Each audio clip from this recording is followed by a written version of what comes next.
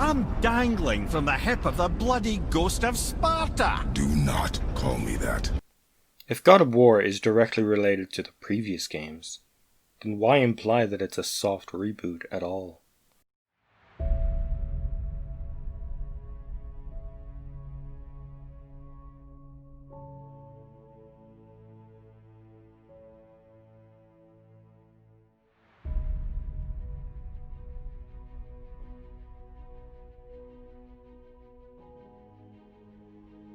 Released in April 2018, God of War is a third-person action game developed by Santa Monica Studios. It was a creative gamble and complete shift in terms of gameplay and storytelling to the older games in the series. It received wide praise at launch, with many pundits claiming it was the game of the generation. But you know, I don't see it. I wasn't a fan of the old Gods of Wars for multiple reasons. I generally don't appreciate media that cover the lives of unrepentant assholes, and quite frankly, I despise QuickTime events, and the original God of Wars were drowning in them. I'll say I appreciated the mostly light use of them in God of War 2018, but let's move on. That's a commentary for another game. Or two, probably.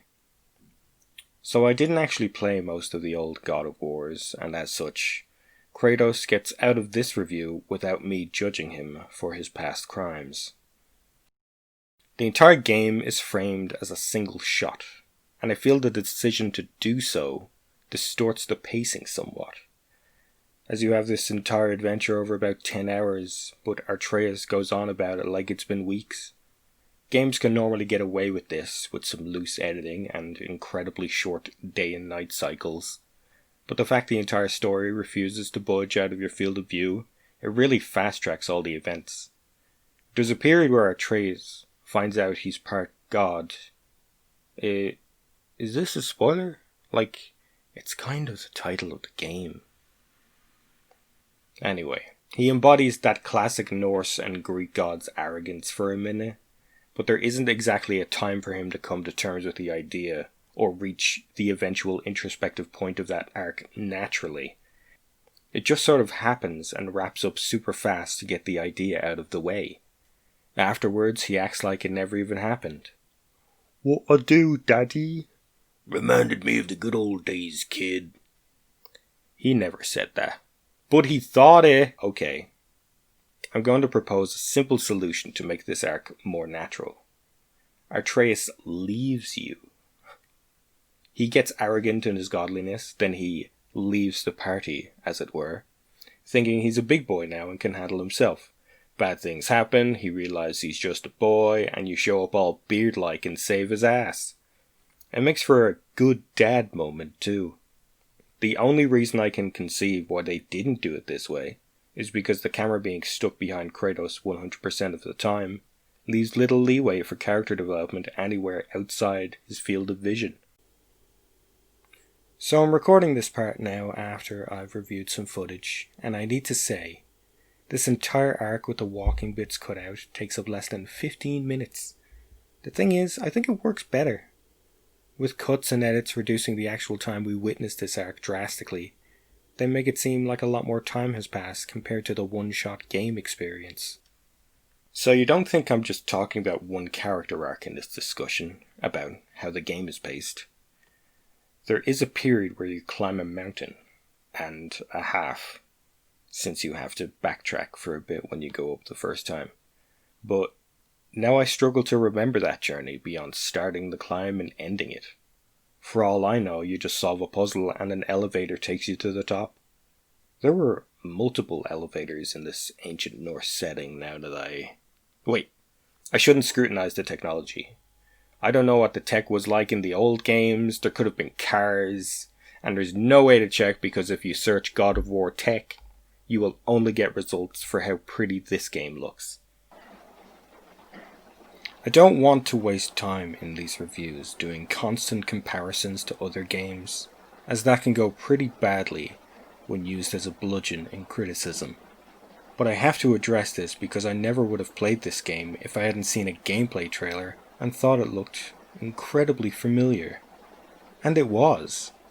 While the stamina meter is absent, God of War has the same combat and feedback loop as your average Souls-like. It's even got the same button layout, which is usually reserved for the most shameless Souls clones. You start the game with a typical 2-hit combo, and while you can increase your skills over time, they tend to be a lot more flashy than practical, particularly during boss encounters. You can take any enemy pretty easily with well-timed blocks, dodges and slaps. It's a more methodical approach to combat that I deeply appreciate, which ties to my dislike of QuickTime events as they rely more on twitchy responses than a thought process. Moving on, I had a massive issue with the enemy variety. You fight this dude an absurd number of times, and I developed a competent strategy in the first battle, so he never gave me trouble again. There's one point in the game where they build up this big boss and you turn a corner to just see this wacky fucker again. Let me crunch the numbers here. There are 9 trolls, 2 encounters with the Stranger, 2 Dark Elf Kings. There's a point in one of these lists where 4 enemies are listed, but you only fight one of them in that battle. The Thor kids are a unique fight, as is Dragonheart over here, and I think that's it. There are 2 unique boss encounters throughout the story. The final boss isn't even one of the unique ones, and honestly I hated that battle more than the dumb stone fucker. I didn't even bother with the Valkyries, as the lack of variety everywhere else gave me little hope they would be any different. And if they were all completely unique battles, then why did I have to suffer the monotony of the main campaign's enemies? In my research, I discovered a quote from the director stating that there are so few bosses because they just take too long to do. But did this fight really take as long to design as this one? They don't need to be flashy, just different. This lack of variety extends to the regular enemies too. The reason I find this so disappointing is because games of this style involve a lot of puzzling out your enemy's moves, and generally, once you get one down, there's nothing left it can do to surprise you. You just do the thing that worked. I guess you could say I didn't like God of War based on all that, but the truth is, I enjoyed my time with this game, but I never want to go back to it. It was a grand old adventure and turned a character I genuinely hated into one who's kind of alright. Like, there's still room for growth there, buddy. I can certainly say the combat carried me through more than the story did, and it was nice to have some puzzles to wrestle with. I'm always up for puzzles.